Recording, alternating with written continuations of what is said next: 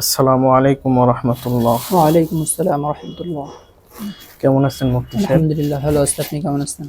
আলহামদুলিল্লাহ, আমিও ভালো আছি। আমি আপনার আলোচনা মাঝে মধ্যেই শুনি। জি আপনার আলোচনা আমার কাছে অনেক ভালো লাগে। মুফতি সাহেব, গতকাল বিকেলে আমার একটা ঘটনা ঘটে যে আমার স্ত্রীর সাথে আমার ঝগড়া হয়।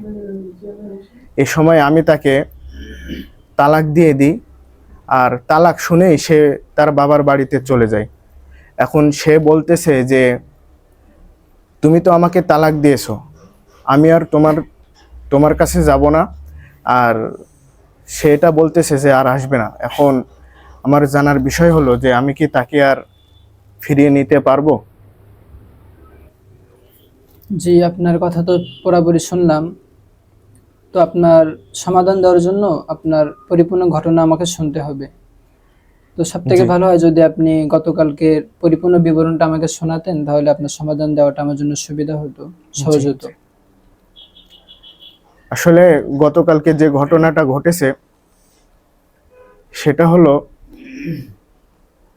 যে কোনো একটা কারণে তার সাথে আমার ঝগড়া হয়। এই সময় আমি তাকে বলি যে তুমি তালাক, মানে তুমি বলি নাই, বলেছি যে তুই তালাক, তোকে আমি আর নেব না। এরপরে সে তার বাবার বাড়িতে চলে গিয়েছে। জি, আপনার তো গতকালের ঘটনা আমি শুনলাম। তো আপনার স্ত্রীর সাথে আপনার ঝগড়া কি প্রতিনিয়ত হয়, নাকি শুধুমাত্র গতকালকে হয়েছে? না, মাঝে মাঝে আমার স্ত্রীর সাথে এরকম হয়। তো এর আগেও কি আপনি তাকে কোনো তালাক দিয়েছেন?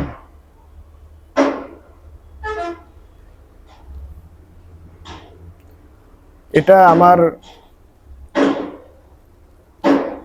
মানে খুব স্পষ্টভাবে তো মনে পড়ে না, তবে আমার যতটুকু মনে আছে যে এর আগেও আমি তাকে তালাক দিয়েছি। তো এর আগে আপনি তাকে কত তালাক দিয়েছেন, এটা বললে ভালো হয়। মুফতি সাহেব, দেখেন, আমার তো এর আগে যে কত তালাক দিয়েছি এটা আমার সঠিকভাবে আমার জেহেনে নাই, মানে আমার জানা নাই সঠিকভাবে যে আমি কতটা তালাক দিয়েছি, তবে তালাক দিয়েছি। তো আপনি একটু আমাকে স্পষ্ট করে জানান যে এর আগে আপনি স্ত্রীকে কয় তালাক দিয়েছেন। যদি আপনি আমাকে স্পষ্ট জানাতে না পারেন, তাহলে আমি তো আপনাকে সমাধান দিতে পারবো না। এবং যদি আপনি আমাকে নাও জানান, তাহলে হয়তো আমি আপনার স্ত্রীর এবং আপনার মাঝে পুনরায় একত্রিত হওয়ার যে একটা সমাধান, এটা আমার পক্ষে দেওয়া সম্ভব হবে না। জন্য আপনি একটু ভেবে দেখেন যে তো গতকালকের একটি ঘটনা আপনি বললেন যে গতকালকে আপনি স্ত্রীকে এক তালাক দিয়েছেন, জি এবং আপনি বললেন যে এর আগেও স্ত্রীর সাথে ঝগড়ার সময় তাকে তালাক দিয়েছেন।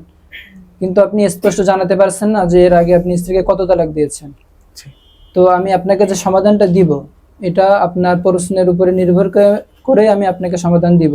জি এজন্য আমাকে জানতে হবে যে এর আগে স্ত্রীকে আপনি কত তালাক দিয়েছেন। যদি আপনি স্পষ্টরূপে জানাতে না পারেন, তাহলে তো আমার পক্ষে সমাধান দেওয়াটা সহজ হবে না। যে এখন তো আমার স্পষ্টভাবে আমি বলতে পারতেছি না যে ইতিপূর্বে আমি কয়টা তালাক দিয়েছি। এই মুহূর্তে আমার করণীয় কি? এখন স্ত্রীকে আমি ফিরিয়ে নিতে পারবো কি পারবো না, এখন এই বিষয়টা জানালে ভালো হয়। আমার ছোট ছোট বাচ্চা আছে, ওদের অনেক কষ্ট হচ্ছে। যে আমি আপনার সমস্যাটা বুঝতে পারছি, কিন্তু এর সঠিক সমাধান দেওয়ার জন্য অবশ্যই আমাকে জানতে হবে যে আপনি এর আগে স্ত্রীকে কত তালাক দিয়েছেন। তো যেহেতু আপনার প্রশ্নের উপরে নির্ভর করেই আমি আপনাকে সঠিক সমাধানটা দিতে পারবো, এই জন্য আপনি আমাকে জানান। যে এখন না জানাতে পারলেও আপনি একটা সময় নেন, কিন্তু আপনি আমাকে জানাবেন যে স্ত্রীকে আপনি কত তালাক দিয়েছেন। এই পর্যন্ত স্ত্রীকে আপনি কত তালাক দিলেন মোট, এটা আমাকে জানতে হবে। জি মুফতি সাহেব, তাহলে আমার এখন তো ভালোভাবে মনে নাই। জি একদিন পরে আমি আপনার কাছে আবার আসতেছি, দেখি জি মনে পড়ে কিনা। জি। তো আপনি আগামীকাল আবার আসেন এবং পরে ইনশাআল্লাহ। একটা দিন আপনি আরো চিন্তা ভাবনা করেন এবং মনে করার চেষ্টা করেন যে স্ত্রীকে আপনি এ পর্যন্ত মোট কয় তালাক দিয়েছেন। তো এই বিষয়টা আমাকে যখন জানাবেন তখন আমি আপনাকে সঠিক সমাধান দিতে পারবো যে স্ত্রীকে আপনি ফেরত নিতে পারবেন কিনা। জি। হ্যাঁ, এখানে ওনার উত্তর সহি হয়েছে। যে এখানে উসলুব হলো যে যে একজন প্রশ্নকারী মুফতি সাহেবের কাছে এসে যদি তালাকের মাসালা জিজ্ঞাসা করে, এ সময় তার কথা শুনেই উত্তর দেওয়া যাবে না। আগে শুনতে হবে যে সে তালাকটা কিভাবে দিয়েছে, তালাক দেওয়ার ধরনটা কেমন ছিল এবং সে কোন শব্দে তালাকটা দিয়েছে। এরপরে শব্দটা যদি স্পষ্ট থাকে, এরপরে শুনতে হবে যে যে সে ইতিপূর্বে কোনো তালাক তার স্ত্রীকে দিয়েছে কিনা। যদি সে স্পষ্টভাবে বলতে না পারে বিষয়টা, তাহলে তাকে এই স্পষ্টভাবে বলার জন্য মানে বিশেষভাবে বলতে হবে যেন সে এই তালাক দেওয়ার বিষয়টা স্পষ্টভাবে বলে। ঠিক আছে, আর স্পষ্টভাবে বলার পরেই তালাকের মাসালাটা মুফতি সাহেব বলবে।